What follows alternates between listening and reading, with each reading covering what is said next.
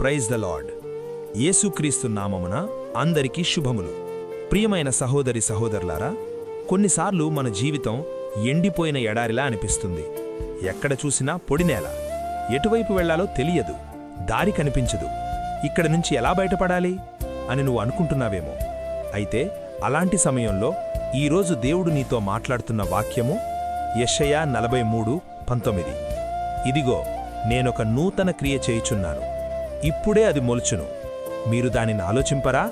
నేను అరణ్యములో త్రోవ కలుగజేయుచున్నాను, ఎడారిలో నదులు పారజేయుచున్నాను.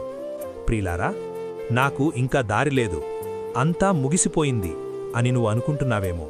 కాని ముగిసిపోయిందనిపించిన చోటే దేవుడు ప్రారంభిస్తాడు. నీకు ఎడారి కనిపిస్తుంది, కాని దేవునికి మాత్రం నది కనిపిస్తుంది.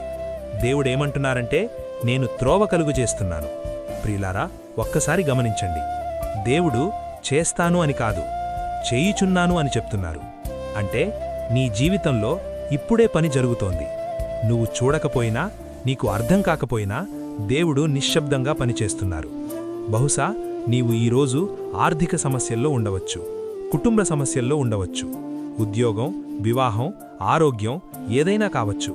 కానీ దేవుడు చెప్తున్నారు, ఇదిగో నీ ముందే క్రొత్తది పుడుతోంది. పాత గాయాల మీద క్రొత్త ఆశ పుడుతోంది. నీ అపజయాల మీద క్రొత్త విజయం మొలుస్తోంది. ఎడారిలో నది పారజేయడం మనుషులకు అసాధ్యం, కానీ దేవునికి మాత్రం సాధ్యం. నీ పరిస్థితి ఎంత పొడిగా ఉన్నా దేవుని కృప నీ జీవితంలో ప్రవహిస్తే అది నదిగా మారుతుంది. కాబట్టి పాత సంగతులను పట్టుకుని ఏడవకండి, క్రొత్త కార్యాన్ని విశ్వసించండి. ఈరోజు దేవుడు నీ జీవితంలో ఒక నూతన క్రియ ప్రారంభిస్తున్నారు. నమ్ము, విశ్వసించు, వేచి చూడు.